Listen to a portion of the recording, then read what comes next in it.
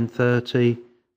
Welcome to this meeting of the local review body on the 21st of August. I can confirm that the meeting has been properly called and the meeting is quorate.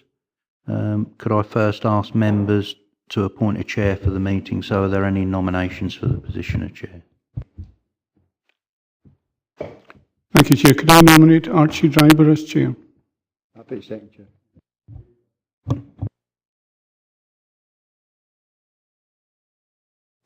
Thanks. Good morning, members. Welcome to this local review body, 21st of August 2018 at 10:30. Thank you for putting your confidence in me and chairing this particular meeting. Can I ask the clerk to take the review body through the SEDERUNT apologies? Everyone's present today, Chair. 5 members present at the start of the meeting. Thank you very much.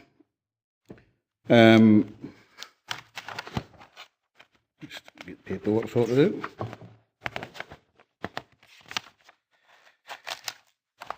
Are there any declarations of interest, Andy? I'd like advice, if I can, Chair, from the experts sitting beside you. Page 35 actually names myself and 2 other councillors as supporting this application, which was the case. So I'm assuming that means that I have to leave the room when that's happening. But before I do, does that mean that 3 representations, support 0, should actually be support 3 on page 18?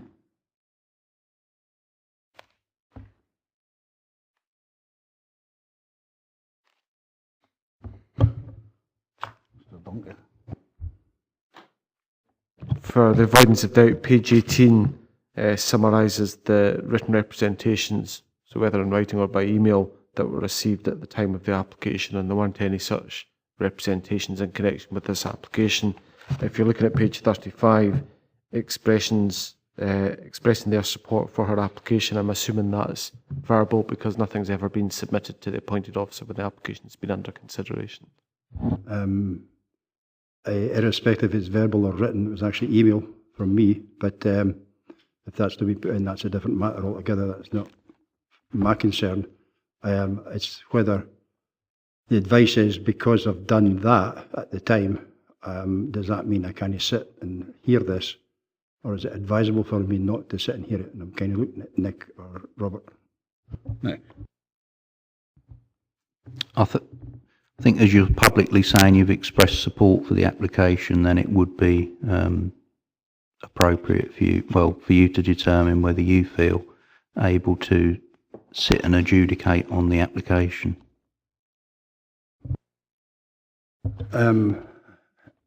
Right, okay, in that case, I don't have any option, given I've expressed support in an email, that I can't deliberate on this. I think that's where we are. Okay, so declare an interest in item. Declare interest in item 4. Yeah. Okay. Thank you. Jock? On the same item, apparently my name has been mentioned through the planners, in that I did have contact with the applicant, and she asked me to go down and had a talk with her. Now I can't remember exactly what I said, but I do know that I advised her to contact the planning department. I can't recollect giving any advice as to whether I was in favour or otherwise, but I certainly advised to contact the planning department. And on that basis, I think I've got no issues in my conscience at all. Okay, thanks very much for that. Okay, we're now going to number 4, which is 12 Castle Douglas Road, Dumfries. Refusal of planning permission for formation of access. I think probably first we'll go through the photographs and then we'll go through the index of contents for clarification, and then we will go into, once we've heard from the clerk on what we can and cannot do, we will then go into session on this one. So, Robert, if we go into the photographs, please. Thank you, Chair. Just for the avoidance of doubt before I start, these replicate the pictures you see in the papers from pages 85 through to, I think it's 89. Yes. And these have been provided by the appointed officer, so they weren't taken by myself. First one is a view of the front elevations of the houses of 14 and 12 Castle Douglas Road. So 12 Castle Douglas Road's the one in the middle here. You can see the white Skoda sitting in front of the hedge as it stands at the moment, and you've got a low wall there as well. This is a view showing number 12. This time it's the property on the left-hand side. Number 10's just to the right of that. So again, you can see the low wall and the existing hedge. This is along Castle Douglas Road. That's a view looking east as you're going into Dumfries along Castle Douglas Road. And that's from the front boundary at number 10. So number 10's the next property on the left-hand side. You can see the gate piers there, and you can see the railing and the low wall as well, stretching into the distance. This is a view almost in the opposite direction. You can see the previous gate pier on the right-hand side in the foreground. And now you're looking at the frontage of number 12. So that's looking in Castle Douglas direction. It shows the site frontage on the right-hand side with the low wall and the clipped hedge on top of that. And you can see the painted metal gates there as well. That's just slightly further along. It's showing the presence of that hedge and where it's proposed to form the access. This is from within the front garden area. Again, it's looking west towards Castle Douglas itself. So this is showing the neighbouring property, number 14, in that direction. You'll notice at the moment you've got the hedge on the left, but the area is just in hard standing. It's in chips at the moment. And that's a view looking round, showing the hedge from within the site, and showing the hedge on the right-hand side, the pedestrian gate and the boundary wall on the left-hand side with number 10. So it gives you an idea of the existing arrangement. That's looking again towards Dumfries, so this is looking towards the east with the boundary with number 10, Castle Douglas Road, so it shows you the front garden area.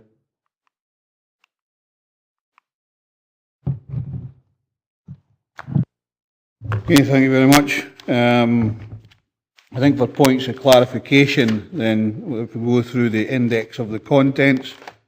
First of all, we have the notice of review dated 2nd April 2018 and received on the 10th of May, pages 5 to 13. Are there any points of clarification required? Okay. We then have the report on handling and related correspondence, pages 15 to 35. Are there any points of clarification to be had? Okay, thank you. Then we have pages 37 to 40, which is observations of the appointed officer on the applicant's agent notice of reviews, pages 37 to 40. Any points of clarification? We then have the comments of applicant's agent on observations of the appointed officer, pages 41 to 43. Any points of clarification? We then have the planning application form submitted on the 9th of March, associated plans and supporting information, pages 45 to 67. And then decision letter from Dumfries and Galloway Council dated 25th of April 2018, pages 69 to 75. And then we have the relevant extracts from Dumfries and Galloway Local Development Plan, pages 77 to 81. I think that's a note of the relevant development plan. That's a matter of truth rather than anything else. And then the photos of application site and locality, pages 83, 89, which we've just seen. Yeah. On page 87, the bottom photograph there, which shows a blue car, is that parked in the neighbour's house?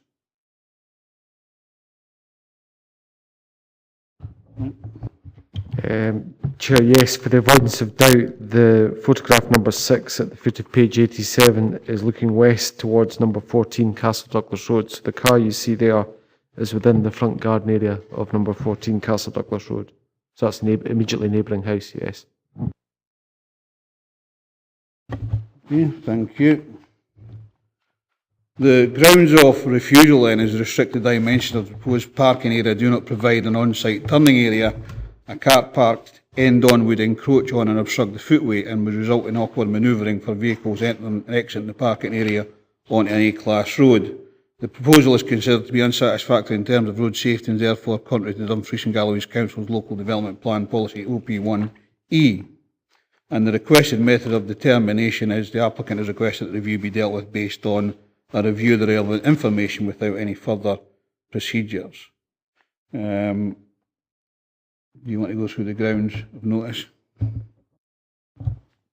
Thank you, Chair. Yes, the grounds stated in the notice of review, which is set out on pages 5 to 13 of your pack, are, in summary, firstly, the proposal is for the creation of a car parking opportunity. Existing drop curbs have been present for some time. Steps will be taken to emphasise the access point and visibility. A parking manoeuvre parallel to the road can be made safely. Secondly, the perpendicular distance of the car parking space within the curtilage would be 4.7 metres. The perpendicular distance is less than the 5 metres prescribed for new housing, and it is this which is the basis for refusal. Most family cars are between 4.5 and 4.6 metres long and will remain within the curtilage. Thirdly, the granting of planning permission for the new DGRI has significantly increased levels of traffic on Castle Douglas Road, and the applicant's vehicle has suffered occasional minor damage when parked at the side of the road. Okay, thank you. So the development plan policies on page 79 are OP1, OP2, other material consideration includes Scottish Government Policy Statement, Design and Streets. Clerk, can you go through the main issues for the local review body to consider? Thank you, Chair. Yes. Firstly, does the proposal conform with the relevant development plan policies? In particular, would the proposal give rise to an adverse effect on standards of road safety?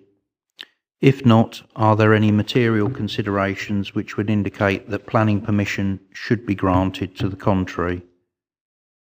Having outlined the documents within members' papers, it now falls to the local review body to determine whether it is sufficient information to consider the review.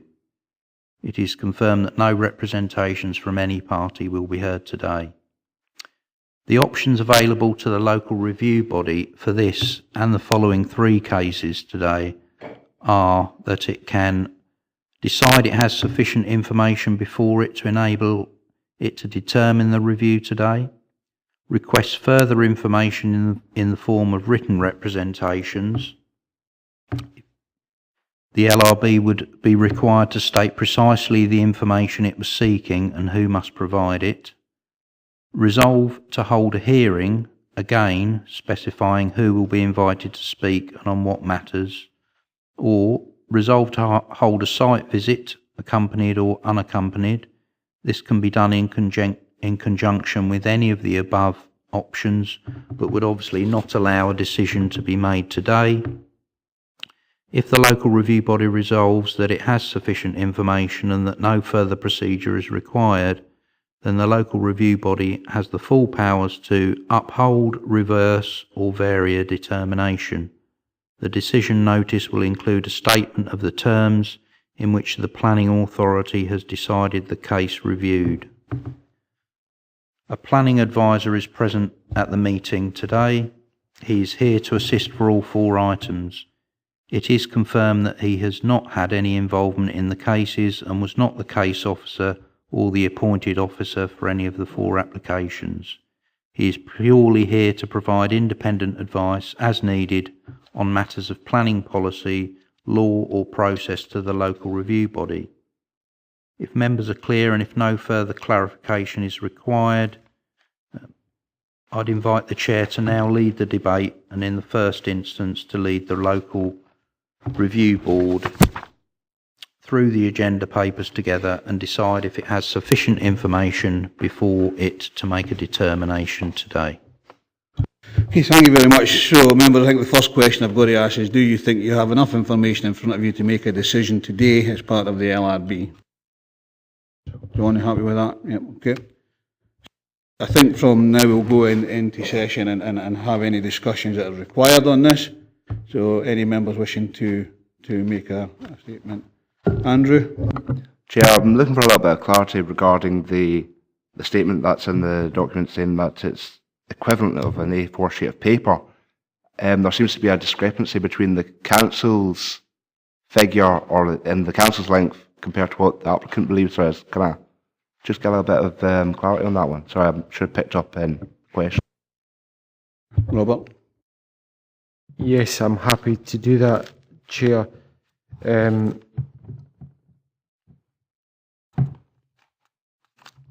Probably the best reference point is the plan, or rather the plans, firstly on page 57 and secondly on page 59. So what you're looking at here is this is a submission from the applicant's agent, and it's saying the distance available within the front garden area, if you like, from end to end, is 4.68 metres as they've shown it, and you can see it on both of those plans, page 57, page 59.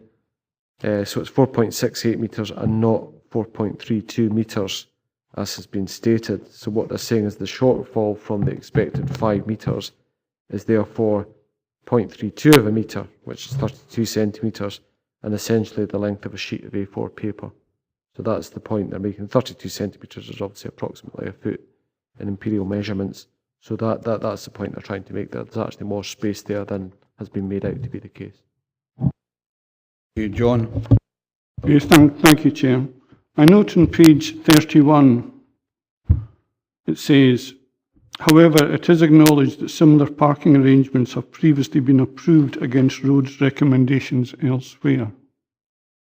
I wonder if we could hear a bit more about these previous approvals, when they were made, and perhaps an idea of how often this happens.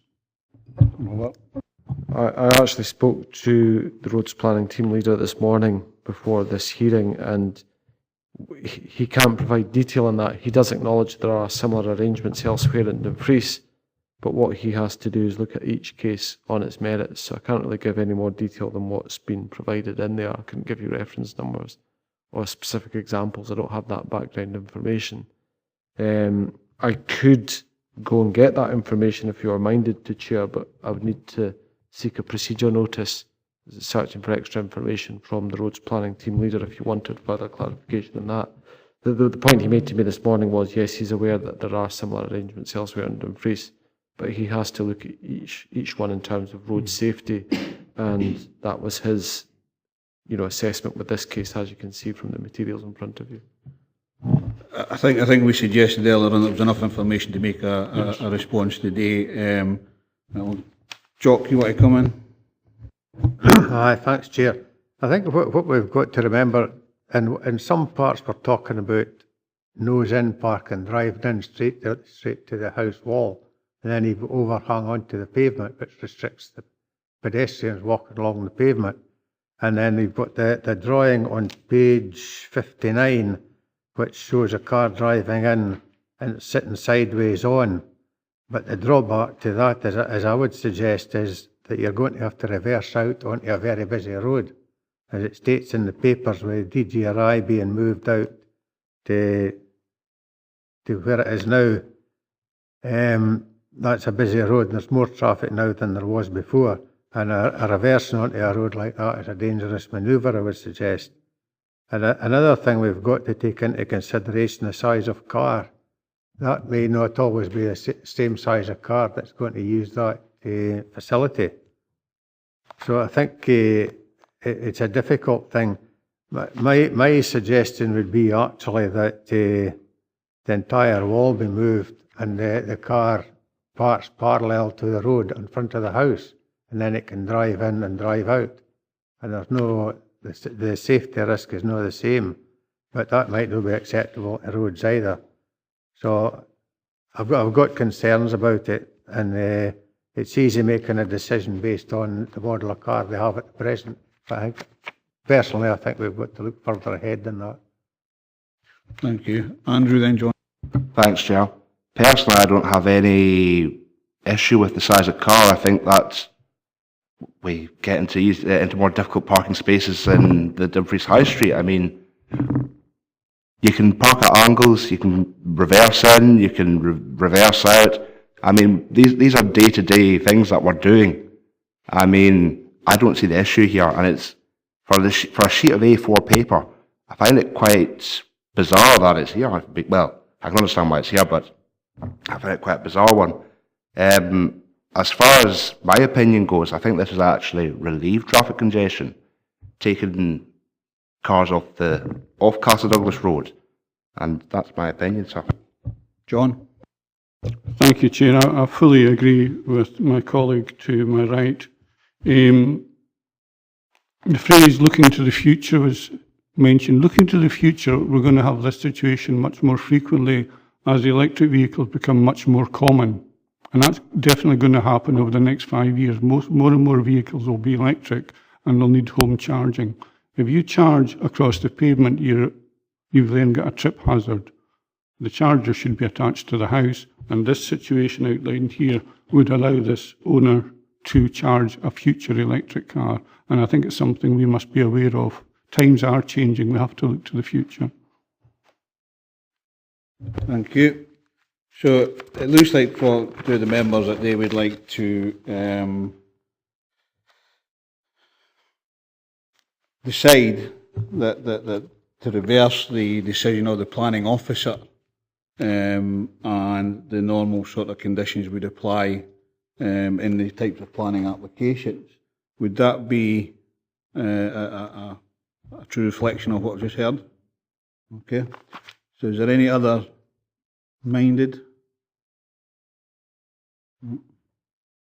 So I think the decision of the local review body is to reverse the decision of the planning officer and grant this application, ensuring that the necessary conditions are applied to that. Might help you, Quite happy to, Chair. If you're minded to reverse the decision, I don't actually think, given the nature of the proposal as it's itemised in paragraph 1.3 on page 17, it's forming an access with a width of 4.4 metres, removal of part of the low stone wall and all of the hedge. There is an existing drop curb there, so I don't actually think you would need any conditions on that. It would be something they could implement. Obviously, you couldn't park in the front garden of the property until you'd actually implemented the permission. So I don't actually think there's a need for any conditions if you're minded to reverse the appointed officer's decision. Okay, so are we happy to go with the reversal of the decision and approve this application? Nick,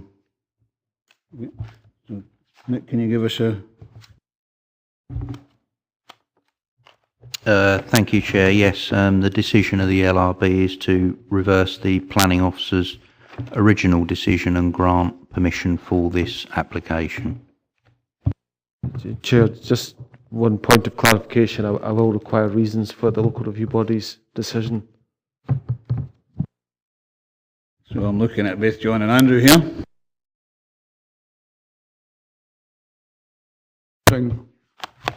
To enable it to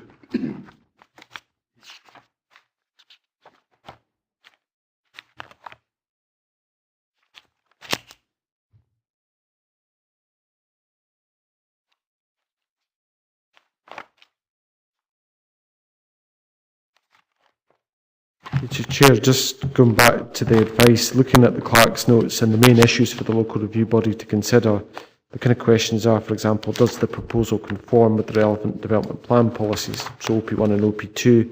In particular, would the proposal give rise to adverse effects on standards of road safety?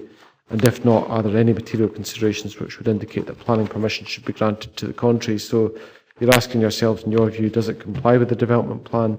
And if it doesn't comply with the development plan and you're minded to grant it permission as an exception to policy, you know, are there material grounds which are informing your decision? It's just so we've got clarification for the decision, that's all. So to help the situation, so as an exception to policy OP1, was it? Looking at the future potential for electric vehicles and things like that, we see that this would be appropriate to reverse the officer's decision as an exemption to policy OP1. Chair, what I'm hearing is as well, I think that what you're saying is you don't feel this will adversely affect road safety in the locality as well. I would agree with that. Yep. You happy with that? Okay, thank you. Nick? Thank you, Chair.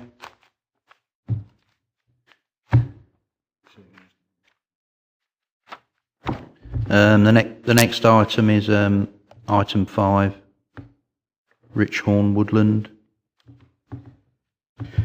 Thank you, members.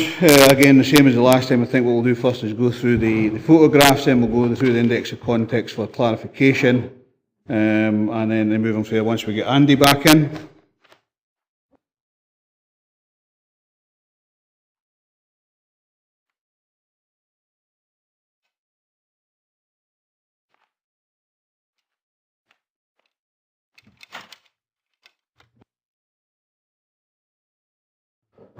Okay, Andy, Robert will go through the photographs first.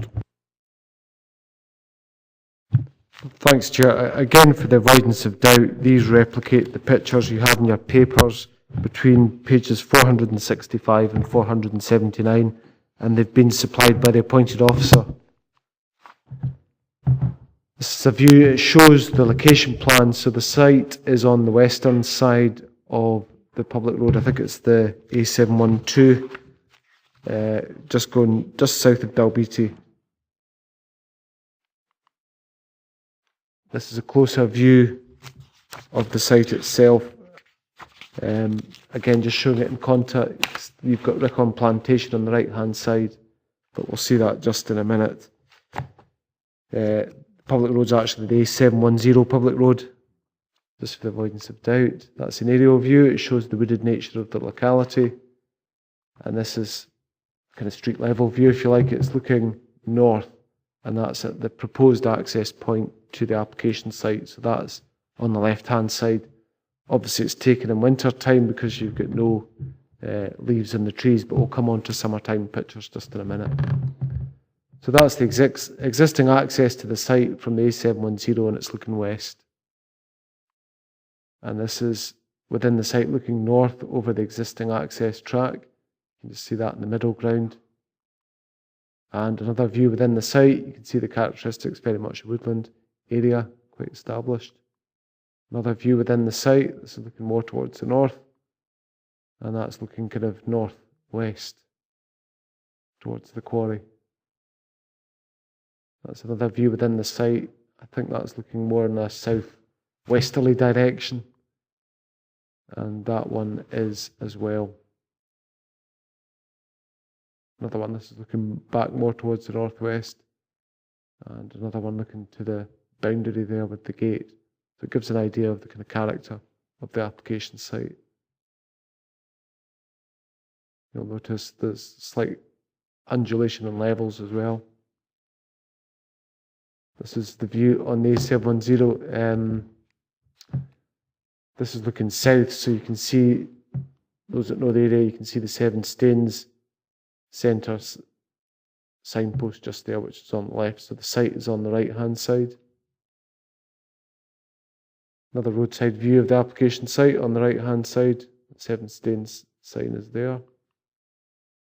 And this is the view in the A710, it's looking northwards. And roadside view just to show the impact of the trees and leaf. Similar viewpoint in summertime. You can see the Seven Staines sign there as well as a reference point. That's a view within the site, taken fairly recently. And similar images as well. So predominantly deciduous trees there. Okay, thank you, Robert. We'll just go through the index of context for points of clarification. So we have pages 95 to 107, which is notice of review dated 15th of May and received on the same day. Any points of clarification? No. Then we have the report on handling related correspondence, pages 109 to 126. Any points of clarification? Okay, no.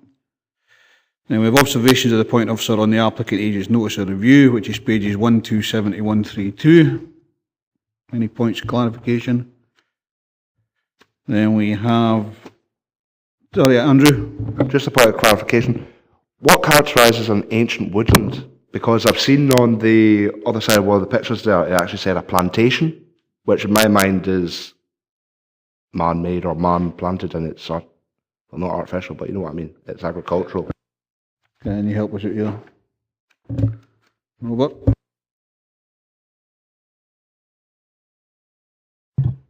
Chair, my reference in this point is to the appointed officer comments.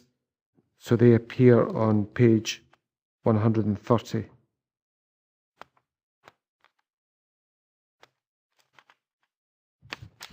And pages 129.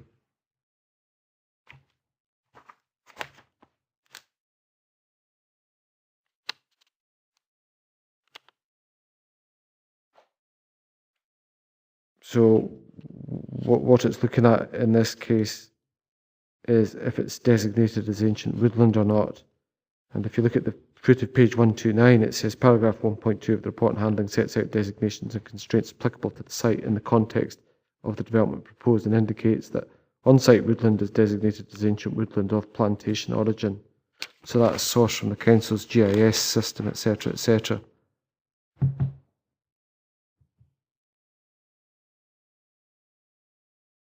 So ancient wood, it says at the top of page 130 that ancient woodland type is long established of plantation origin.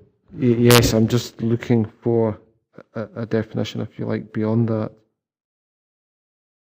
I mean, it's certainly designated as ancient woodland, but in terms of how you identify that, I've only really got the appointed officer's comments to go on, and like I say, they're on pages 129 and 130 of the... Okay, thank you. John? Thank you, Chair. I think this is quite an important question.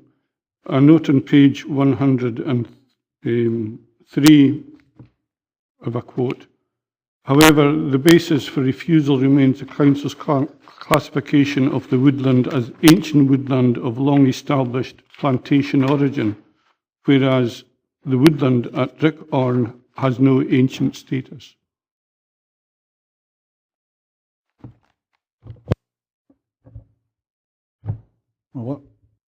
What's clear to me, Chair, is this area is designated as ancient woodland. The map that's referred to in the appointed officer comments on page 130 says the map's taken directly from the SNH Ancient Woodland Inventory dataset. So on that basis, the appointed officer has to treat it as designated ancient woodland. I think if you go across the page to 132, it shows the E7 in red, E710 in red, and the designation with the shapes on the forest.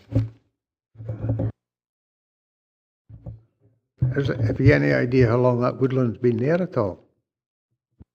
I think you would have to saw the trees and just circle, check the count the circles in Andy? My understanding is that the plantation's in there because it's been a managed ancient woodland, which means it's only been allowed to flourish or been able to flourish because the growth of trees within it has been managed. That used to be the sort of traditional way we looked at it. If I remember some of this in the last council, I think that's what we were told at the time. And I think we're not at that stage yet, but if the plan was to manage the woodland better, then that's something we can't ask any questions. So I'm not sure. Kind of throw away a remark at this stage. John, did you want to come back in? It's just an observation, this, to my point of view and visual sight, and I know this area, it doesn't appear, to my understanding, to meet the definition which I would have in my head of being an ancient woodland. It seems quite a modern species of trees that are growing, beech trees, isn't it? None of us experts on ancient woodlands, which is a shame. Can we get the points of clarification out of the way, and we'll discuss this further in session. Okay, so we're now going to go for planning application form submitted the 16th October, associated plans and supporting information, pages 133 to 246. Any points of clarification in there? Decision letter from Dumfries and Galloway Council, pages 247 to 254. The relevant extracts from Dumfries and Galloway Local Development Plan, pages 255 and 463. And then the photos of application site and locality plans which you've already seen on pages 465 to 479. The grounds for refusal, the proposed erection of 5 lodges, including associated ancillary development, engineering operations and infrastructure, together with proposed tree felling, would compromise the character and integrity of an area of woodland which is designated as ancient woodland of long established plantation origin, and thus would not ensure the retention of the woodland as part of the overall development. As such, the proposal would be contrary to the provisions of Dumfries and Galloway Local Development Plan in principle as set out in policies ED10, NE6 and NE7, and to associated supplementary guidance. Nick, can we go to you for the remainder part of this? Thank you, Chair. Yes. The requested method of determination, which is set out on page 100 of your pack, the applicant has requested that the review be dealt with by means of an inspection of the land to which the review relates.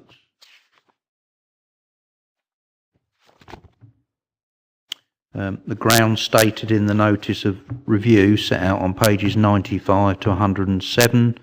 In summary, the applicant considers the application was refused as it was classed as an ancient woodland. The specialist report submitted by Patrick Higgins of Scottish Woodlands Limited, which is set out on page 103, states that the woodland at RICHORN is not ancient woodland. Further comments by interested parties, comments of the appointed officer are set out on pages 127 to 132, and relevant development plan policies set out on pages 255 to 463.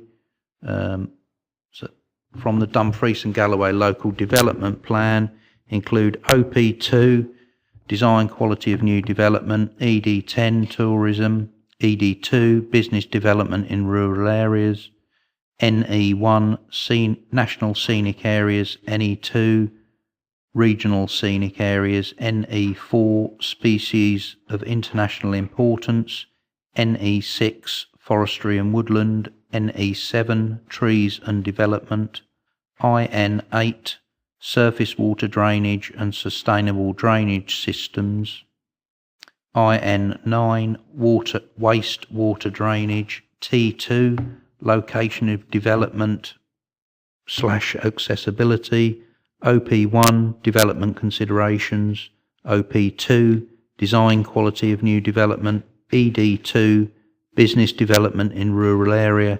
ED10, Tourism, NE1, National Scenic Areas,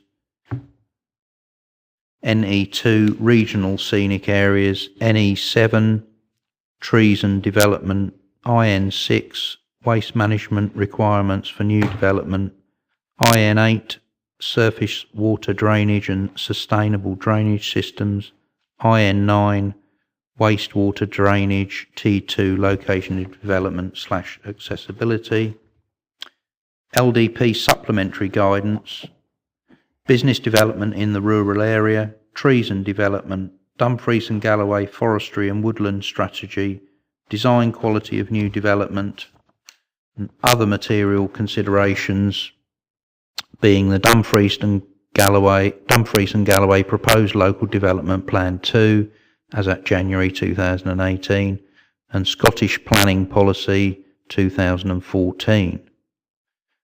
Main issues for the local review body to consider: does the proposal conform with the relevant development plan policies? Critically, would the proposal compromise the character and integrity of an area of woodland?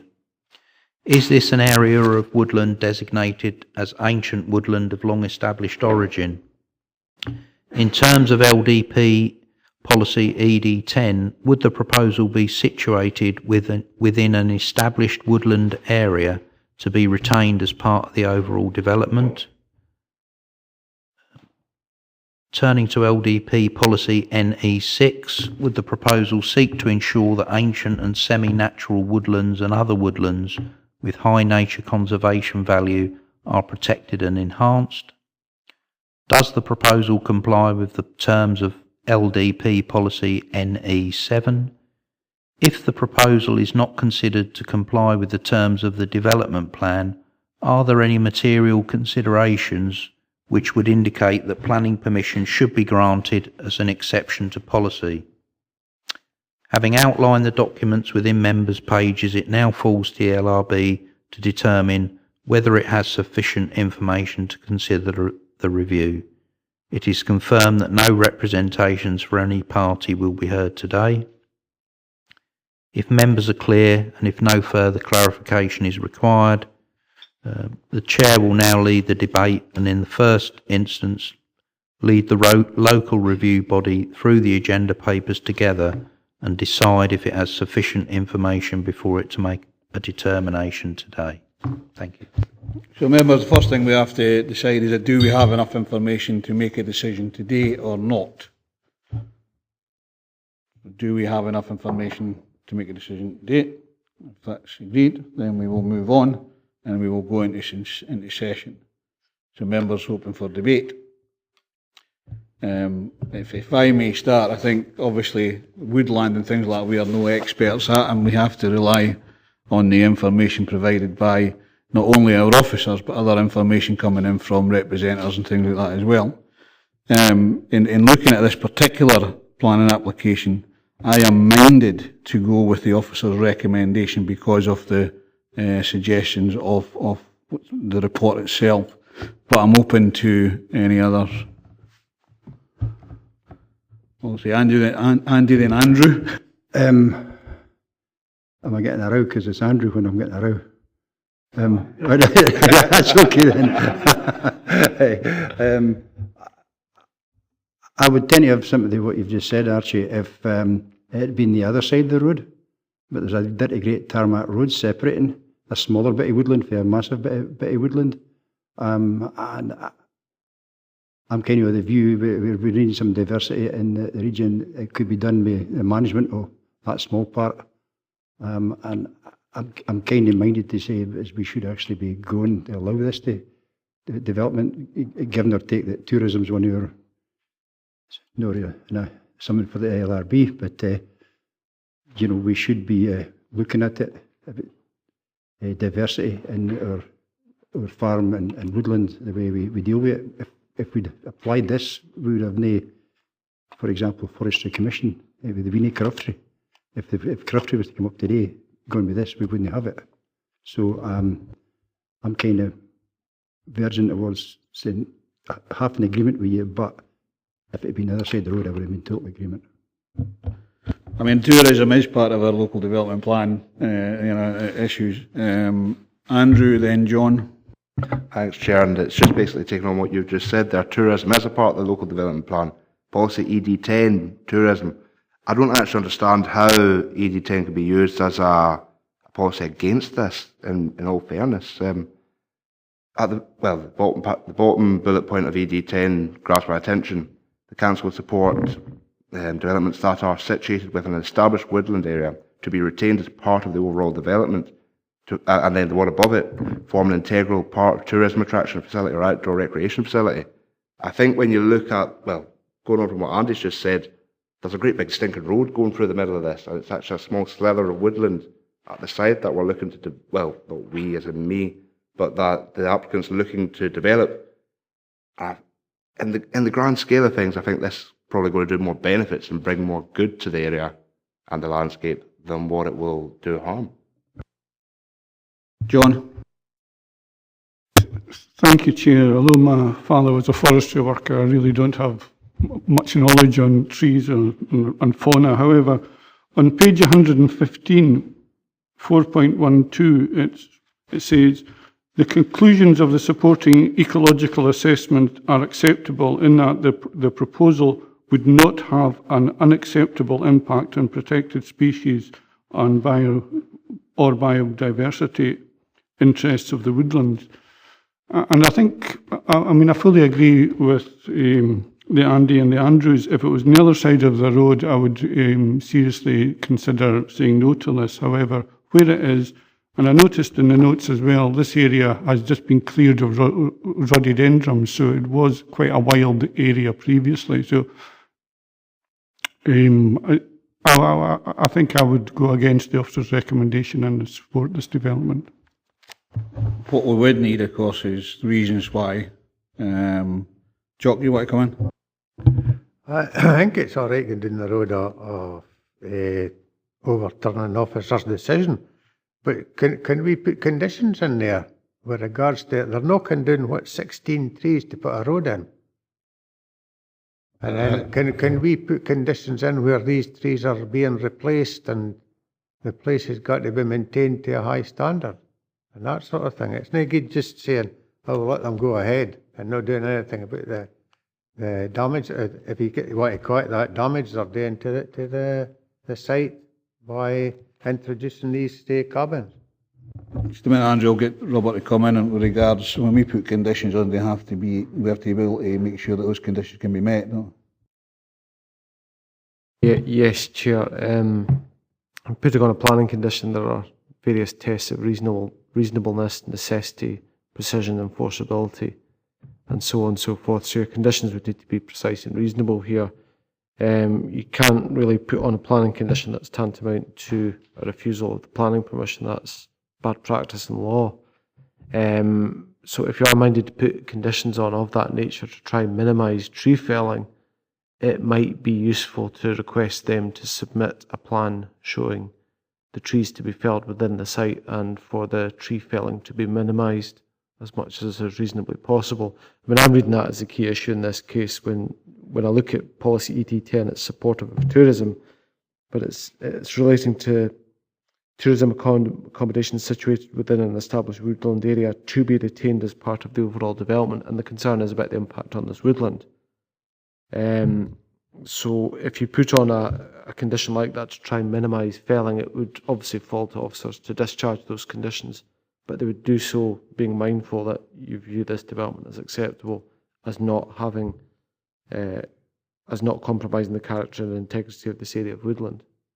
I think that's what you're saying in this case, because the whole reason was for the decision was it was felt that the whole development would compromise the character and integrity of an area of woodland, which was also designated. So if you're taking a contrary view to that, saying that it's not going to compromise the character and integrity of an area of woodland, the condition's obviously a key part of that. So you probably do want to put something like that on the decision, just so it's clear. Andrew? So my thoughts, Chair, is that this is actually wee log cabins that are trying to fit in with the area and with the woodland, and it's to attract tourists, and if they leave it as a pigsty and cut down all the trees, then what are they really going to attract tourists-wise? It doesn't make a good business case. So I can understand why we want to keep as many trees as possible in this little area, but I think if we're being too prescriptive, are we just, I don't know, are we just trying to get in the way of development or what here? Because I just say something, Andrew. I mean, the reason we have planning committees and the LRBs is to ensure that our policies are met or not, as the case may be. And we have to be, in some cases, prescriptive, because if we don't, then you're opening up to a whole range of different things that may come in either planning committee or local review body. So having conditions in place that can be met and reach the standards expected under our LDP policies, then that's a given. You know, and I think being prescriptive is actually sometimes a good thing. Andy? Just picking up on what you said there, Chair, and I totally agree with what, your comment there. And I'm wondering, I'm kind of looking at Robert, if through you, we've granted other full planning applications at Planning Committee with conditions applied to it that they supply their plans for how they're going to implement to and have to be agreed and supported by the planning officers and their other relevant council departments. So we've been here before, right? We can actually do it. Whether we can do it in LRB or not is a different matter, and I think that's kind of what Robert's looking at just now.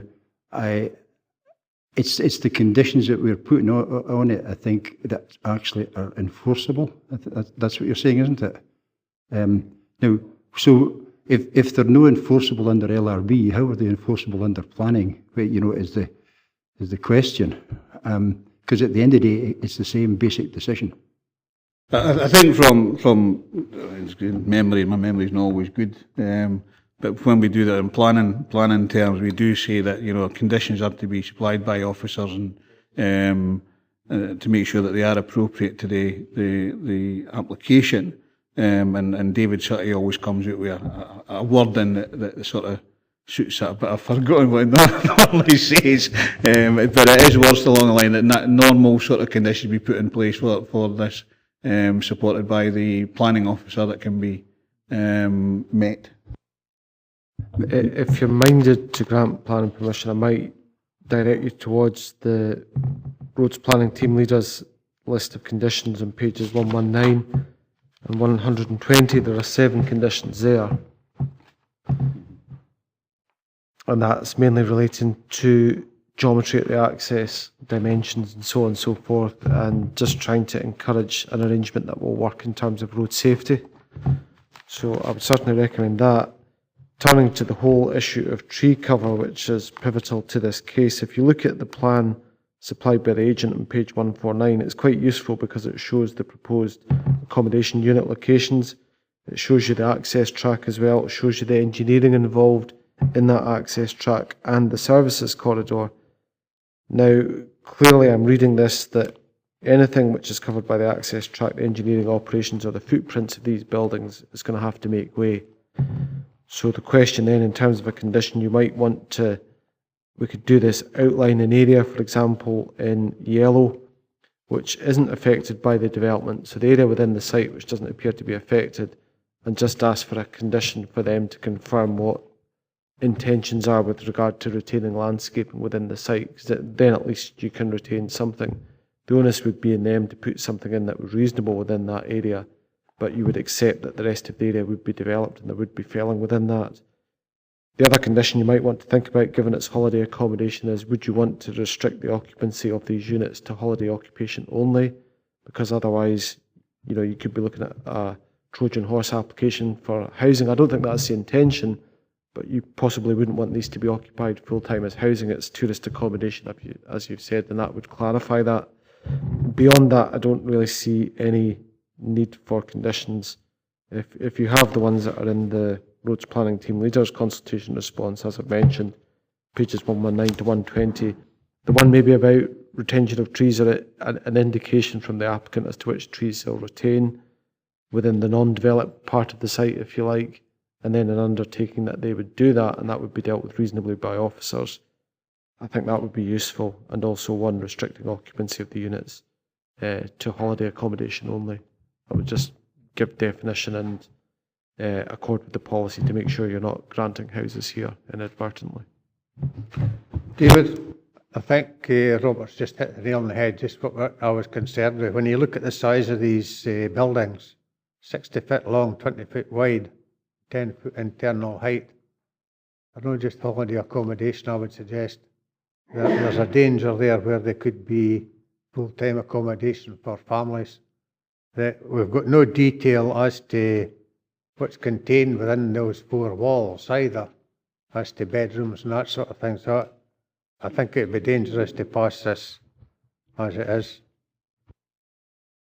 Can I also direct your attention to page 121, which is William Jackson's environmental health, and it's the 3rd paragraph down. Throughout the life of the development is to ensure that noise emitted by the proposed equipment at the nearest residential property all the way through to 5 decibel A is also a condition that can be put in for environmental health. Yeah. There is other conditions that, sorry. Just if you look at the top paragraph, actually, Chair, the last line in the top paragraph, caravan site licence and would be seen as potential dwelling houses as per description of submitted plans. So I thought it's dangerous, that. Just I'm aware that members are saying that they would like to reverse the decision of the planning officer. I'm still of the mind that we should go with the recommendations as supported, but I haven't heard a seconder. I'm quite comfortable in seconding that, Chair, because we don't know what we're agreeing to, whether it's a holiday home or whether it's full-time accommodation. Now it's a second-year motion. So we have a proposal to go with the recommendations of the planning officer. Andy, John and Andrew, you want to make an amendment?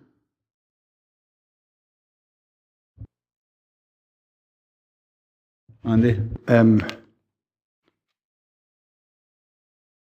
Yeah, but I'm worried about the conditions. You know, and what conditions are enforceable and realistic. That's the crux for me. And I'm just wondering, Robert, can you summarise for me before I nail my colours to the mast here?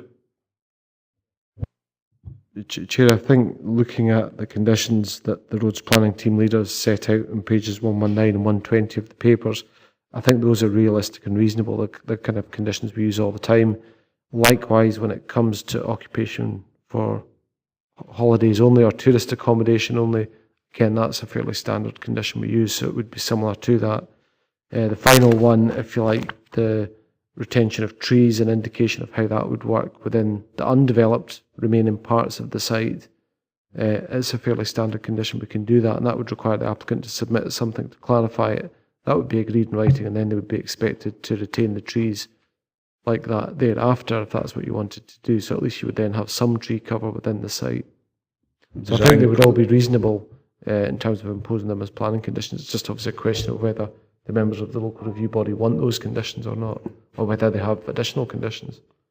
With the conditional additions of the environmental health officer on page 121. Yeah, that's fine. If local review body members wish to see that imposed, we could do that. Yeah. Can I come back in, Chair? Because I'm torn here between, you know, the conservation of the woodland and everything else, but I'm also very keen that we showed Dumfries and Galloway is open for business. That's a mantra that the council's taken over a number of years now, and to encourage another 5 units for 5 potential families for X number of weeks a year. For me, the economic impact far outweighs particularly when conditions that we've just described can be put in place to minimise any disruption, any damage or loss of amenity in terms of the woodland. I would have thought it would be a marketing tool for them having a natural woodland roundabout for people to walk through and take their dogs through and all that kind of stuff. So I'm happy to say that I would go against the recommendations with and grant, because I think that's the word we use, isn't it? But with the conditions that Robert's outlined, and we can obviously articulate them to the clerk. Okay, Andrew? Happy to second, Chair. So with regards to that, it would be an exception to LDP policy ED 10, LDC policy NE 6 and LDC policy NE 7 for that to go through as a...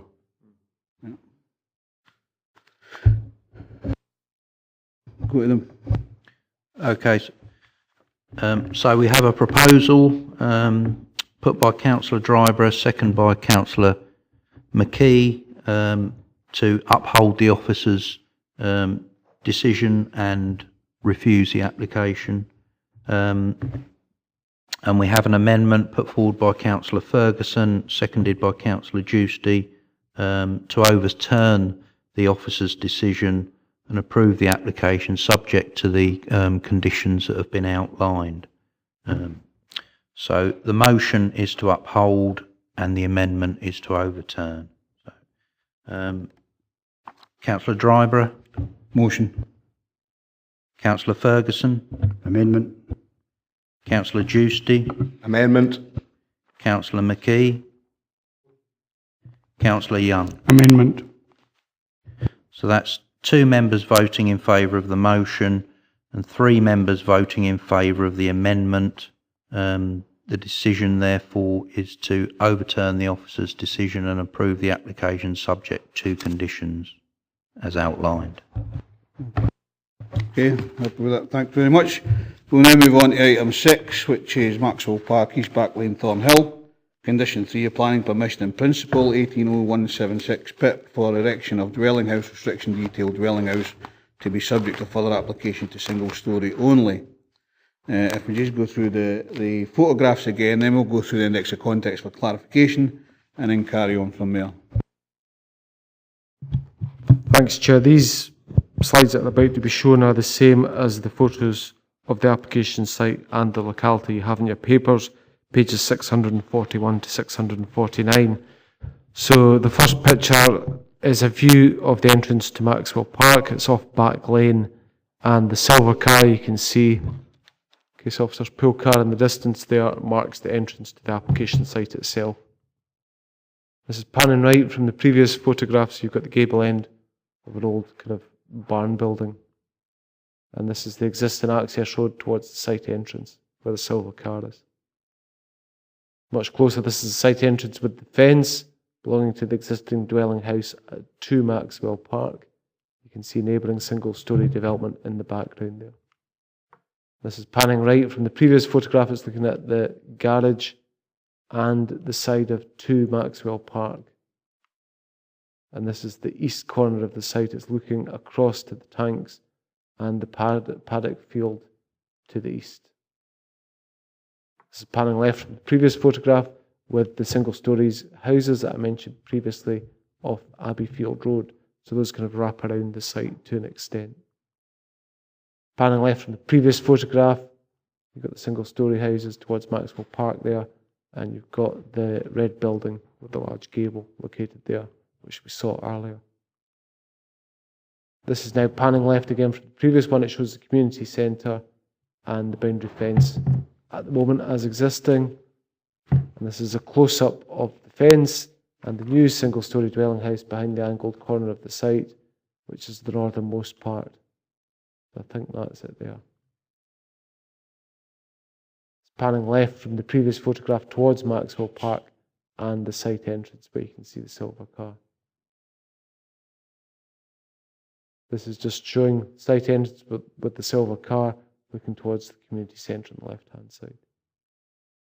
And a view towards the corner of the site, camera position for photo 6, and the community centre. That's a view panning right from the previous photo, showing the community centre there, quite a large building. And that comprises the appointed officer pictures. Thank you very much. Of course, this was a planning in principle, but every application come forward for that is for conditions, etc., for any new plot or any plot that was actually within the planning in principle area to make sure that the appropriate conditions were actually in place. Going to the index of contents, and for point of clarification, we have the notice of review dated 18th of May 2018, received on the 21st of May 2008, pages 485 to 497. Jock? Page 489, Chair. The initial application for planning permission, etc. And the building condition attached to the plan in principle for any dwelling house to be single storey is surprising and was not anticipated. Did they do discuss this with the planners before they put the blooming application in? What are we here for? Do you think you can just put a plan in principle and build a multi-storey block? I think it's one of the problems of planning in principle, Jock, apart from a full planning application, you understand exactly what they're getting. Planning in principle is the principle of the application initially is we're fine with it, but you need to make sure you bring details forward of what you're actually going to do in the future. You know, as a planning officer, I'm sure that's what was meant. However, whether the applicant understood that or not is not something that we can discuss here. They may have thought in that planning in principle that they were going to get for a 1.75 height house. Andrew? Thanks, Chair. My question is regarding the first couple of pictures. Are they the houses in the first couple of pictures, are they 1.75 storey houses? No. Can I ask what height are they?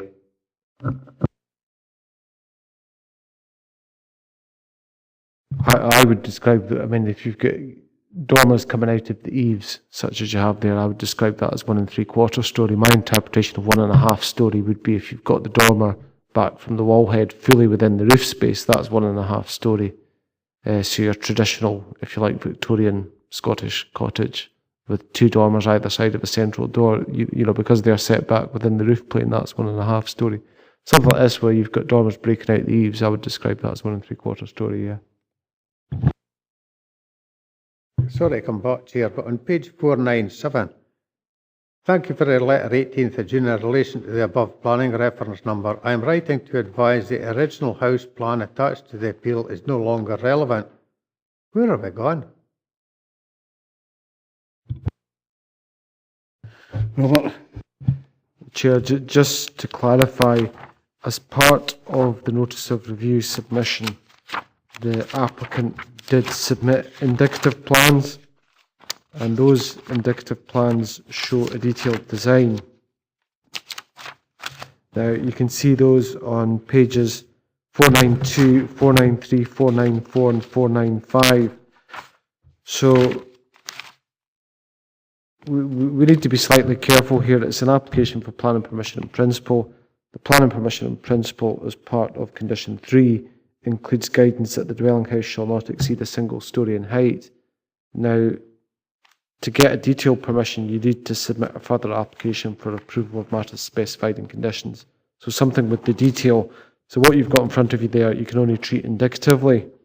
But at that point in time, what they were trying to introduce was a house type which they felt would actually be benign towards its neighbours. That wouldn't create any issues whatsoever, and it would be absolutely fine, even though it didn't comply with the terms of the conditions. So what they were trying to demonstrate, I think, was here's an example of what you can do successfully without complying with the conditions. So therefore, you should delete that part of the condition because, you know, you've got something positive that can be done here. What the later correspondence is saying is, don't look at that again, it's no longer relevant because the person who was interested in buying the plot and implementing that design now isn't going to. And what they're asking now is that you consider, for example, 1.5 storey in a more suitable position on the plot affords privacy to the residents of Abbeyfield Road. What I would say is you're not considering a detailed design here. There could be various designs that are appropriate. What you're doing here is deciding whether or not condition 3 should stipulate that the dwelling house shall not exceed a single storey in height. Do you think it's necessary for that to be part of the condition? That could include accommodation within the attic or roof space, but no fenestration. So should you have that in your condition or not? Now, if you didn't have that in condition 3, and they came along with a 1.5 storey dwelling house, or even a single storey dwelling house with accommodation in the roof space, and there was an overlooking issue, the case officer would still be able to refuse it. So it's not giving them carte blanche to do what they want, it's just then allowing them the possibility of something greater than a single storey within the site. But so if I can just clarify that, what you've just said then, Robert, if they had more discussions with the planning officer, there was a potential to come to an agreement if the planning officer, you know, put it in, but because of this condition, they have brought it forward to the local review body because they don't like the idea of that condition. Chair, the condition basically prevents them from having a 1.5 storey dwelling house within the site, as you would know it, you know, with dormers, or a 1 3/4 storey dwelling house, because that would then contravene the condition that's on the permission in principle. If that element of the condition wasn't there, they would have the freedom to come in with such a design, but that doesn't automatically mean that that would be acceptable to the case officer. If it was creating impacts to neighbours, it would still be considered to be unacceptable. Okay, so we're going to move on to the index of content for planning application, observation of the appointing officer on the planning notice, pages 517 to 520. Any points of clarification? Number 4, planning application form submitted on 7th of February, associated plans, supported information 521 to 539. Any points of clarification? Decision letter for Dumfries and Galloway Council dated 30th April, pages 541 to 550. Any points of clarification? Item 6 is relevant extracts from Dumfries and Galloway Local Development Plan, pages 551 to 640. And we have seen the photos of the application site locality, pages 641 and 649. I ask Nick to go over the conditions relevant to the notice of review. Thank you, Chair.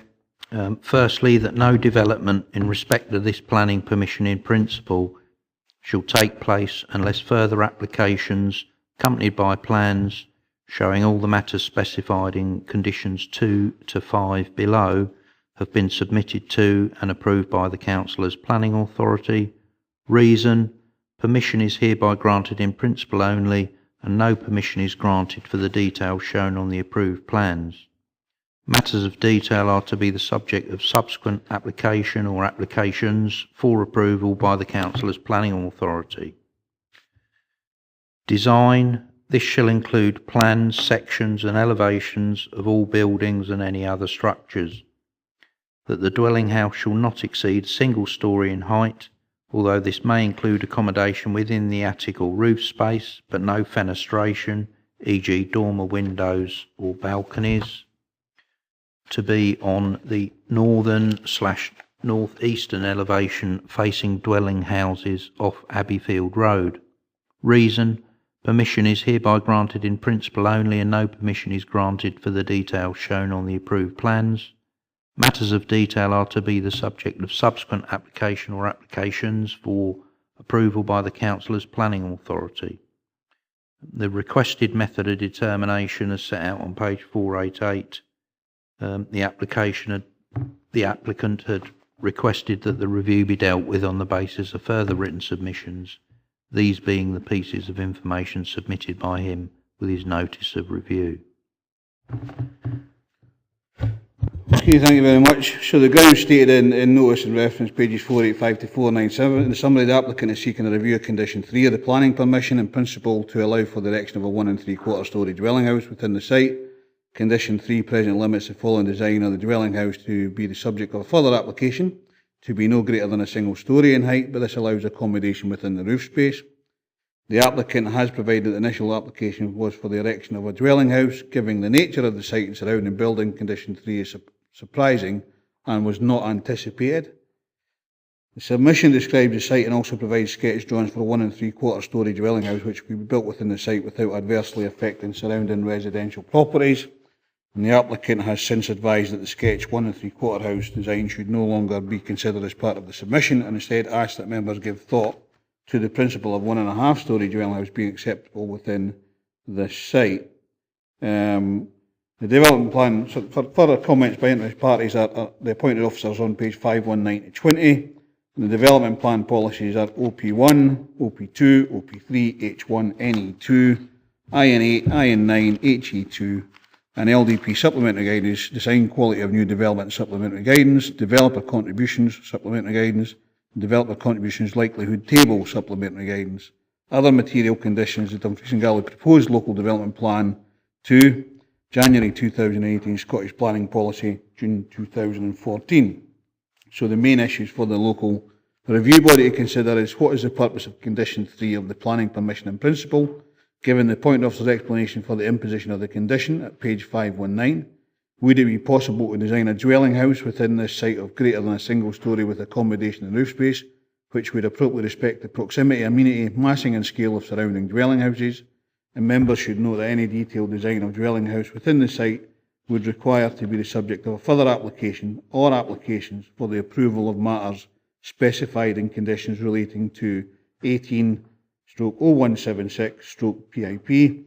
At this stage, the appropriateness of the design would be considered against the terms of the Council Development Plan and other relevant material considerations. Consideration would also have to be given to whether or not the detailed proposal would conform with the list of conditions attached to 18/0176/PIP. If there was no guiding element within condition 3 regarding storey height, it would still remain open for the Council to refuse such a later application if it was considered that this was inappropriate in terms of massing, scale or adverse residential amenity impact in relation to neighbouring residential properties. Now, having outlined the documents within the member paper, it now falls to the LRB to determine, or is this your part that you're supposed to read? Yeah, don't worry, Chair, I'll take over at this point. It now falls to the LRB to determine whether it has sufficient information to consider the review. It is confirmed that no representations from any party will be heard today. If members are clear and if no further clarification is required, the Chair will now lead the debate and in the first instance lead the local review body through the agenda papers together and decide if it has sufficient information before it to make a determination today. Thank you, members. Do you feel we have enough information to make a decision today? If so, again, this is one in planning in principle. From my own perspective, planning in principle is actually a good thing. You can get the planning in principle and have discussions with the planning officers and make sure that the appropriate conditions are actually in place. The conditions have to be prescribed to the applicant. The applicant, as far as I'm aware under this, knew about condition 3, but went ahead anyway. So therefore, I'm of the mind not to change the condition, because they can still come in with a planning application, which could be 1.5, and through discussion with officers, the potential is there for that application to be agreed by the planning officer. But that's a discussion between the planning officer and the applicant. My concern would be if it was 1.75 with views out the back, it would be encroaching on other properties and the community centre there as well. So I would be concerned that would be the case. Therefore, it would be my preference to go with the recommendations that the officers prescribe in this particular this particular application. Andy? Robert, can you put back up the picture that was showing the buildings around there, that one, the other buildings, where you've got one, that one there, right? Because there doesn't seem to be, a prescribed a blueprint for housing there. It's because you have two separate second floor, for lack of better words, things there. And I'm in agreement with you, and I think really, if as long as this goes back and they can come back to planning again with a revised application, and talk to the officers. My worry here is that why have they gone ahead, or was it no clear, or we can't get involved in that here, because so I'm agreeing with you. I actually think we have to go and send them back. They've got principle, bring back detailed plans that are acceptable to the planning authority. So I'm happy to support you. Thanks, Andy. I think it sees in this case that even within the planning in principle, that there is potential for accommodation in the roof space. It just depends on what it is, and again, it has to be agreed through the officers. And I think we don't want to be taking on the roles of the officers, or the applicants, to make sure that discussion actually happens. And I think if any future planning in principle comes forward without that discussion, then we're sort of hindering the full process, and more will come to planning applications or LRB.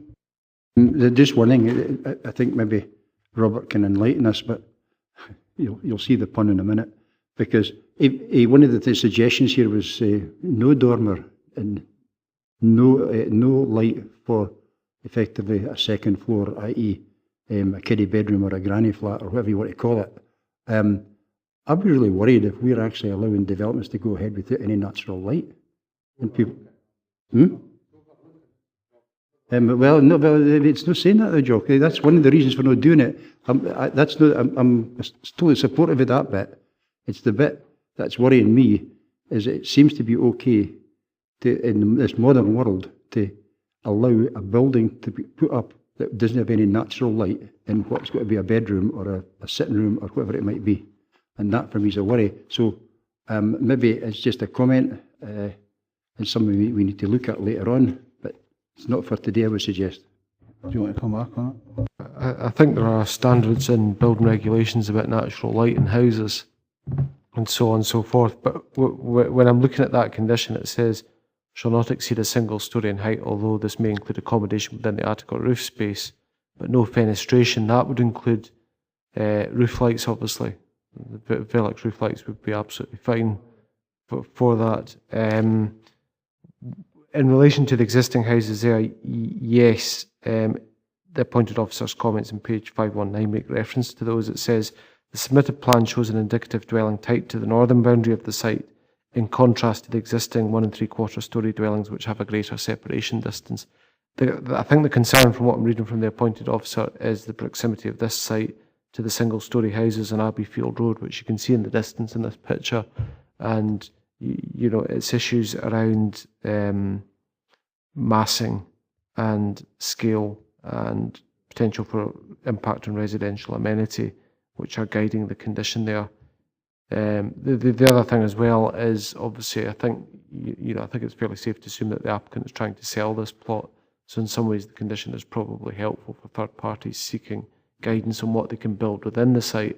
If someone is really keen to test the principle of 1.5-storey house, and some of the members have mentioned this, they can submit a separate full planning application, knowing that the principle is acceptable, and they're then not constrained by the condition in the permission in principle. You can always make a separate full planning application, regardless of the background, and the cost would be the same as making the next application in terms of the PIP one.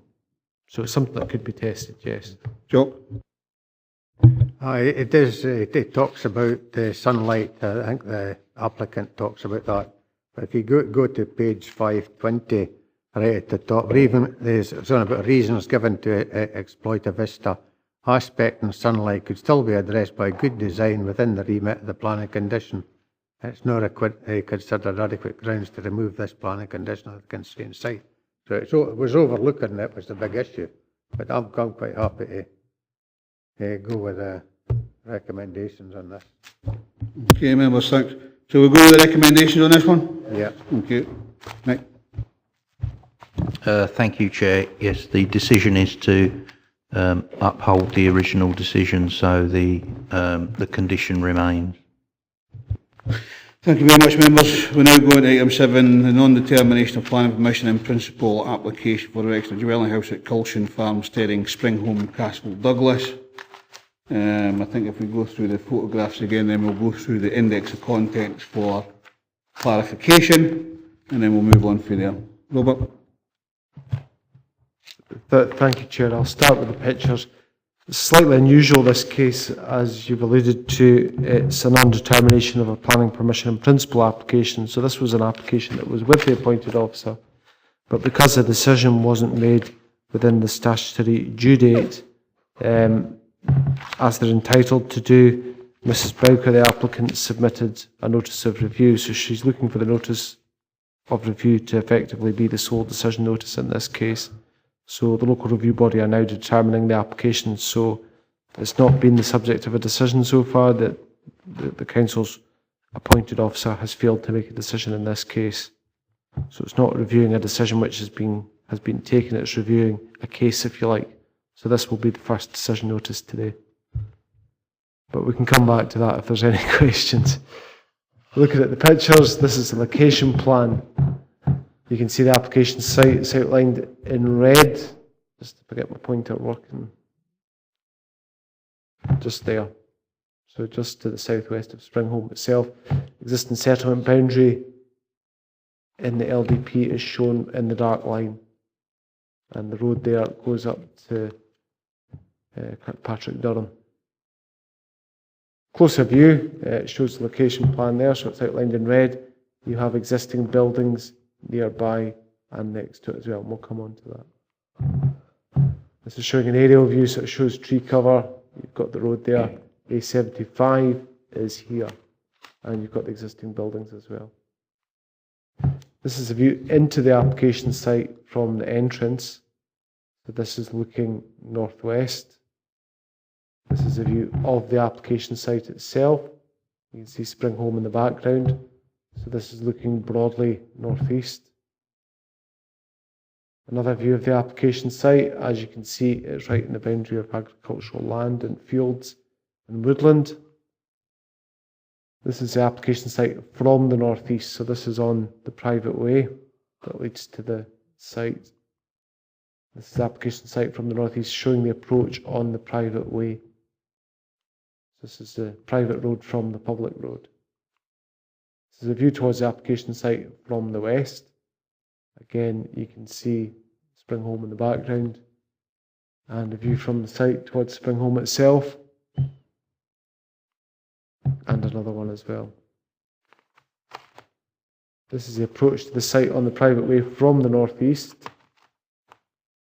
and the approach to the junction with the C30S public road. So that's the road that leads up to Kirkpatrick, Durham. And that shows it in the opposite direction, so that's from the public road towards the private way, which would service the site.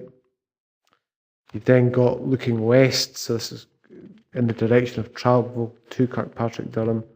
It shows the road geometry, 2-lane road there, sweeping bend. And looking eastward, so towards Springholm, it shows you the visibility available at the moment.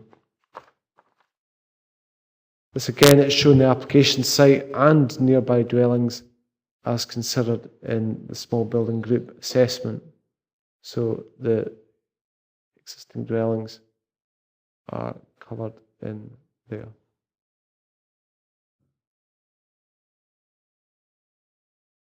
And that's just an aerial view of a similar picture. It's viewed towards the area of the site from the C30S on the approach to Springholm from the northwest, so from Kirkpatrick, Durham coming down to Springham. You see the site on the right hand side.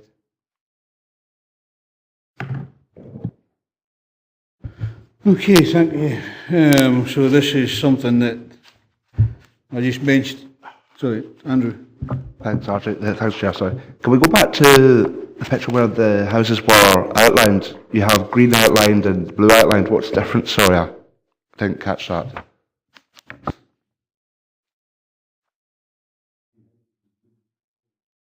The way I'm reading it is that the blue buildings are associated with the development and the green buildings are other houses, is the way I'm reading it from what's been submitted by the appointed officer. I think the blue also may be agricultural buildings as well. Andrew. So none of those blue buildings are dwelling houses?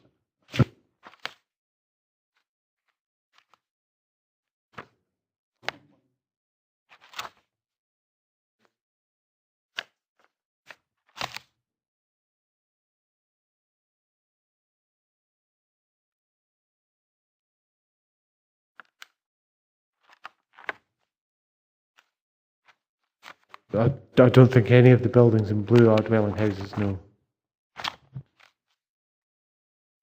Okay, members, if we go, I was just about to say that in the last one we didn't want people doing officers' jobs.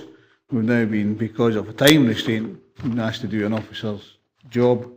But we'll look at the index of contents first. And for points of clarification, we've got the notice of review dated 20th of May 2018, received 29th of May 2018, which is pages 655 to 660. Any points of clarification? We've got planning application form submitted on the 25th of December 2017 and associated plans and supporting information, representations and consultation responses, which is pages 661 to 698. We have the observations of the appointed officer on the applicant's notice of review, pages 699 to 710. We then have further comments from third parties, pages 711 to 713. We then have relevant extracts of Dumfries and Galloway local development plans, pages 715 to 732. And we've just seen the photos of the application site and location. Robert. Chair, just a point of correction compared to what I said previously. If you look at paragraph 2.2 on page 701, which comprises part of the appointed officer comments, what is said here is, and I think it answers the question about the blue buildings, it says 3 dwelling houses, all of which were created as conversions of former agricultural buildings, lie immediately adjacent to the southwest at the barn, hayloft and Wickerty Snook. So I am reading that as that's the barn, the hayloft and Wickerty Snook. So these 3 blue buildings are dwelling houses, and I think they're blue to make it clear that these are agricultural building conversions. The other dwelling houses in the lighter colour, I'm assuming, are just freestanding dwelling houses built as such, and they were never conversions of agricultural buildings. So apologies for the confusion about that, but I'm fairly certain that's the case. So, Robert, does that fit the definition of a small building group? That that's one of the questions for consideration. You can see the appointed officer's view on that one. Okay, the requested method of determination is the applicant has requested that review be dealt with based on a review of the relevant information provided without any further procedures. The grounds stated in notice of review. In summary, the applicant has had no feedback from the planning officer since the application was submitted.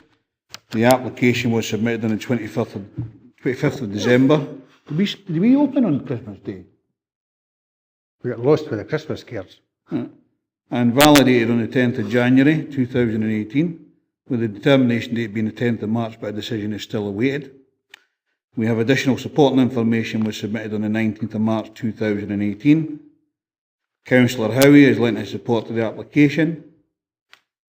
The application should be considered under Small Buildings Group guidance. The demolished barn gives considerable weight to the approval of a dwelling house of a similar scale, massing and location. This proposed development would be classified as development of a brownfield site. The LDP provides that the development of infill and brownfield opportunity sites can assist in bringing vitality and environmental improvement to an area, and the development of these sites will be considered favourably. Further comments are the observations of the appointed officer on the application notice of review, pages 699 to 710. And further comments from the barn, CULSHAN, SPRINGHOLM on the 1st of June 2018, page 713.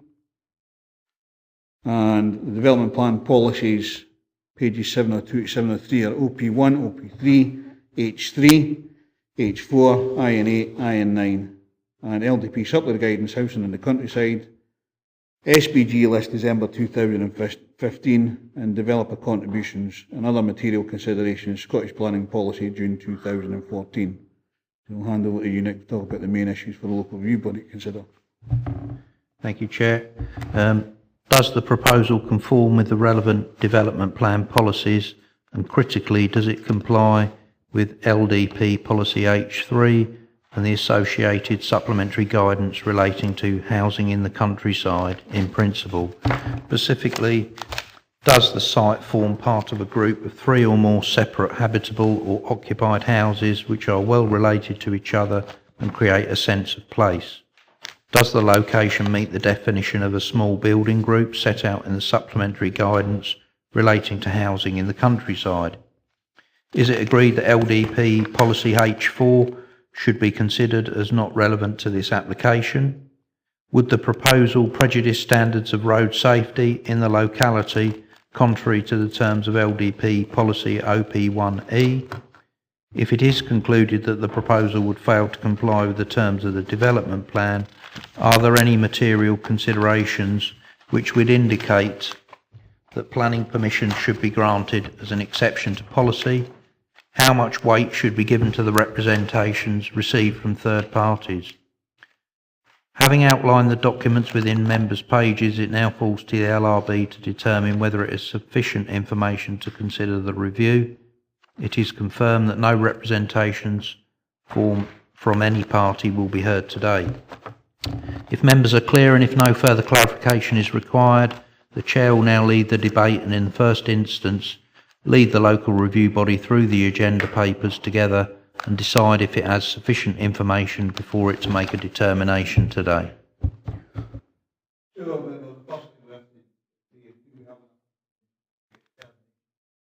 Sorry, the first thing we have to do is make a decision whether we have enough information to make a determination today.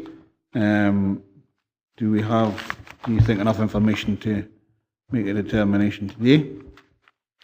Yep. Okay, then we shall go forward. You want to say something on regards small building groups and infill? Chair, I'm happy to do that. You'll notice the appointed officer comments in this case, pages 701 to 710 take the form of a delegated report. So it's in the style of the report the officer would normally do had he determined it under delegated powers, which he didn't do in time in this case. So it's got a conclusion and it's got a reason at the end on page 708. So that's the view of the appointed officer in this case. So that, if you like, acts as the substitute for the decision notice. The key issue for the appointed officer is whether or not it complies with LDP policy H3, and in principle the appointed officer doesn't think it complies with that policy either. So it's part of H3, Housing in the Countryside policy in the LDP adopted in September 2014, which says the council will support housing proposals in the countryside where the proposal meets one or more of the following criteria. And the first one says it is within or well related to a small building group, which is either identified on lists contained in supplementary guidance, which this one isn't, or is defined as 3 or more separate habitable or occupied houses which are all well related to each other and which create a sense of space. So that's the test, basically. You know, do you feel these are 3 or more separate habitable or occupied houses which are well related to each other and which create a sense of space? The appointed officer comments obviously look at supplementary guidance too, and it looks at that issue in some depth because that's really the key to the case. It's a permission in principle application. So we're not looking at detail today, we're just looking at the principle of the development as a new build dwelling house at that location. Can I just ask about the shed that there used to be a building actually on that particular site? Is that the case? That's correct, and there is commentary in page 704. If you look at 5.4 of the appointed officer comments,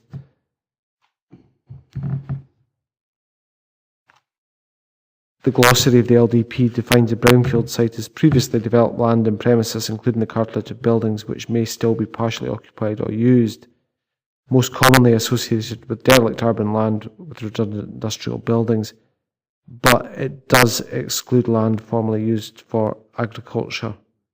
So given that definition and exclusion, the appointed officer hasn't looked at this as brownfield land because of the previous use of the land as part of a small holding farmsteading. Okay, members, any questions for planning officer? So the recommendation from the officer, which is at the back on page 708, is that the proposed development fails to meet any of the criteria in the Dumfries and Galloway Local Development Plan Policy H3, which only permits the erection of new housing in the countryside in particular circumstances, and none of these circumstances apply in this case. No suitable small building group exists at this locality, and as such the proposal would not be within or well related to a small building group, contrary to the provision of the development plan as set out in Policy H3 and the associated supplementary guidance on the housing in countryside. My other concern, of course, would be ribbon development within this particular area. You could see if this was granted that within a few months there'd be 2 or 3 other applications coming in, and I would have a concern about that. It would be then my proposal to go with the officer's recommendations in this case and refuse the applications as suggested in the conclusions of the appointed officer's report. Is there anybody other minded?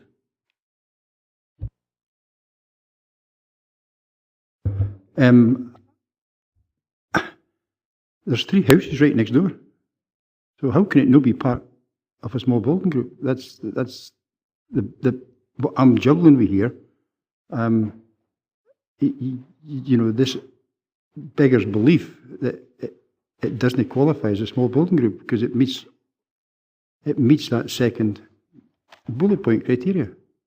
So what's the rationale for the case officer saying no?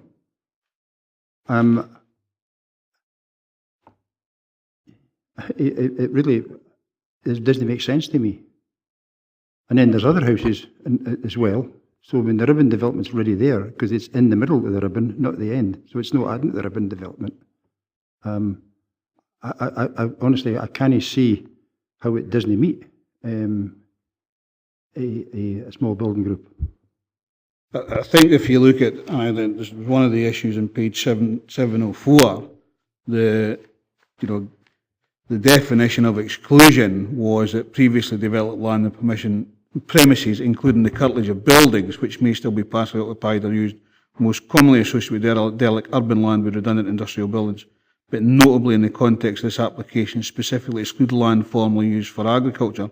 Given that definition, and this is I'm reading this from the appropriate officer rather than this is my understanding, the fourth criteria basically does not apply here because of the previous use of the land as part of the smallholding farmsteading. It isn't under the LBDP a small building group as such, and my concern still remains that, you know, even if we were to agree that the ribbon development that can come from that, because of the natural boundaries that are actually there in between the existing application site, that CULSHAN and Millpool as well, I could see applications coming in quickly for that. Can I come back in, Archie? I totally get the reason why these three buildings were granted planning permission as conversions, but once they're converted, they are houses. They're not the original concept that was there, so they're now three houses right next door. Yeah, but they are not a small building group under the existing local development policy. We did, I think, in 2014 agree small building group areas. There is supplementary guidance on that, yes. The policy, like I say, does allow you to consider groups, if you like, on the hoof. So if they're not in a list, you can look at each thing on its merits. Now, the thing I've got in front of me on pages 704 to 706, the appointed officer obviously looks at this and asks three questions. Assessment of the group is as follows, and this is following on from policy H3 and the supplementary guidance. Are there three or more separate habitable or occupied houses at this location? And they've obviously answered that in their view. They've kind of, you know, provided that. Then the next question they've asked is, are the houses well related to each other, and do they create a sense of place? And the third point is, can the houses be viewed as a group in the landscape? So looking at policy H3, the appointed officer looked at these issues and drawn a conclusion. The conclusion drawn is that, in their view, it doesn't comply with policy H3. Primarily on point 2, it says, you know, are the houses well related to each other and do they create a sense of space? The appointed officer thinks not. There's obviously three or more separate habitable or occupied houses at that location. That's not in doubt. That's clearly the case. It's just really the judgment of how you see the houses in the landscape and whether they're well related to each other and do they create a sense of place. So those are really the reasons why the appointed officer thinks it's contrary to policy H3. Andy? Yeah, do we know when the conversions took place? Because the conversions took place after we designated the small building groups in 2014, then quite naturally they wouldn't be there.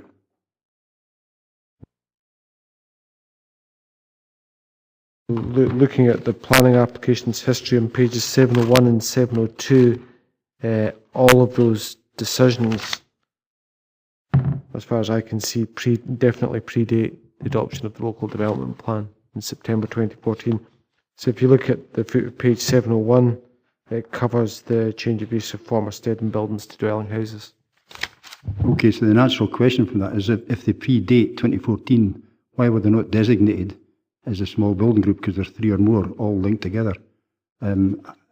It's history, absolutely. So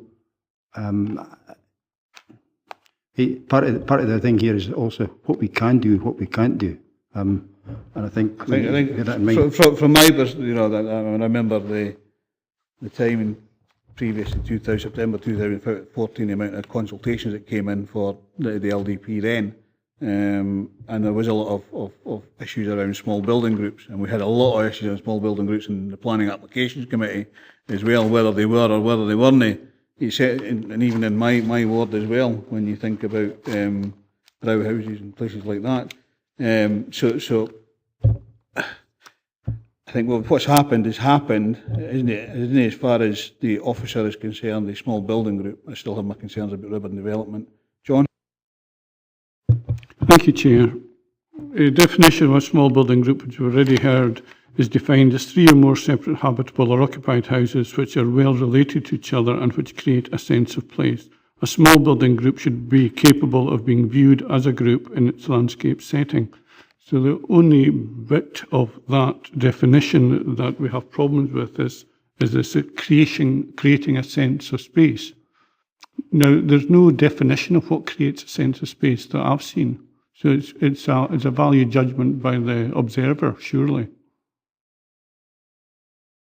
And to my mind, this is in my ward, it would support local primary schools. It's visually a small business group, a small building group, so I would support this development. Andrew, you want to go? Thanks, Chair. Would it be reasonable for us as a committee to add a condition that it is built, well, if there is anything brought to us, that it is brought to us and they're going to use materials similar to that of the small building group that it's attached to? Is that a reasonable condition? What?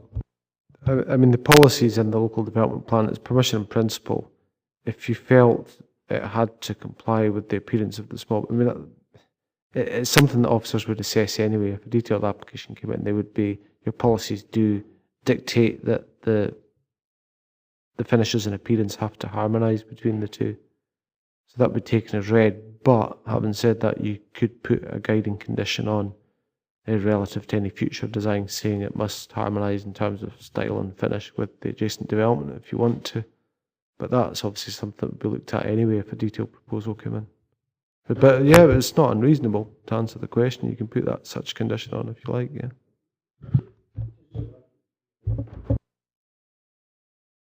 It's principle, isn't it? So detailed plans would have to come back into planning anyway, so that can all be dealt with then. I'm right, yeah. Yeah. So any full application would have to come back into officers to check with regards to policies and things like that. Chair, what I would say is, if the local review body are minded to grant permission in principle, there are a set of standard permission in principle conditions which are set on regarding design, layout, massing scale, access, landscaping and so on and so forth, which require a further application or applications for matters of detail to be submitted in due course. So it's like a two-part application. It's almost like Russian dolls, the outline permissions, the parent one, and then you've got the detailed application or applications nesting within that. But they're all part and parcel of the same application, if you want to put it that way. So it's like a staged application and the detail comes later. You've also got the roads conditions as well. It's only really one, which is a standard outline roads condition on page 697 as well. But if you want to introduce guidance on appearance or finishes at this stage as part of the design reserve matters condition, you can do that, yeah. Chuck, did you want to come in? Aye, please, Chair. I think if we agree this, we're opening the door, as you said, to ribbon development. There's absolutely no identifiable boundary there to stop future development along that road. And I think we'd be opening the door to further development along there. I think a condition, if we decide to pass it, a condition that the house should have similar finishes to those of the agricultural buildings would be an excellent condition to attach to it. I think that what's in 5.6 regarding 3 or more separate habitable or occupied houses, and the reason why they are there, it was to make use of agricultural buildings that were there. If we hadn't done that, they would have fallen to wreck and ruin, making use of them. But to try and use that as an excuse to build another house along that road, I don't think is correct at all, and I'd certainly object to passing this. Okay, Chuck, so obviously I've proposed that we go along with the recommendation which is on page 708 of 746, and that's a proposal. Are you willing to second that? Yep, yes. Is there an alternative? I thought I said I would support this development, so my amendment is to grant the permissions required for this development to go ahead, and I mean, it's just outline planning permission. They still have to fulfil detailed proposals later, but in principle, I'm in favour of this development. That's my amendment. Is there a seconder? Andrew? So, Nick, we have a proposal and an amendment. We do, Chair. The motion put forward by yourself, seconded by Councillor McKee, is to refuse the grant of planning permission and support the assessment of the case officer. The amendment put forward by Councillor Young and seconded by Councillor Giusti is to agree planning permission in principle, subject to conditions. Okay, so we'll then go to the count. Sorry, Robert, you want to come in? I'm just clarifying the reasons for the decision to grant permission, that motion. Now, looking at the conclusion in the appointed officers' comments on page 708, it says no suitable small building group exists at this locality and towns have been designated, which is right. But I'm assuming that the view is the proposal would be well related or would actually meet the criteria in H3. So what you're saying is it's not an exception to policy. It's in your view it complies with H3 because it meets the criteria set out in H3 for the identification of small building groups. Yeah, and on that basis, you feel it should be granted permission. Yeah. Okay. Okay, so move to the vote. So, Councillor Drybert? Motion. Councillor Ferguson? Amendment. Councillor Giusti? Amendment. Councillor McKee? Motion. Councillor Young? Amendment. Okay, so that's 2 members voting in favour of the motion, 3 in favour of the amendment. So the amendment is carried. Therefore, outline planning permission is granted, subject in principle. Outline planning permission in principle is granted, subject to conditions. Okay, I have no further business. Members, thank you very much for today's local review body, and I'll close the meeting at that. Thank you.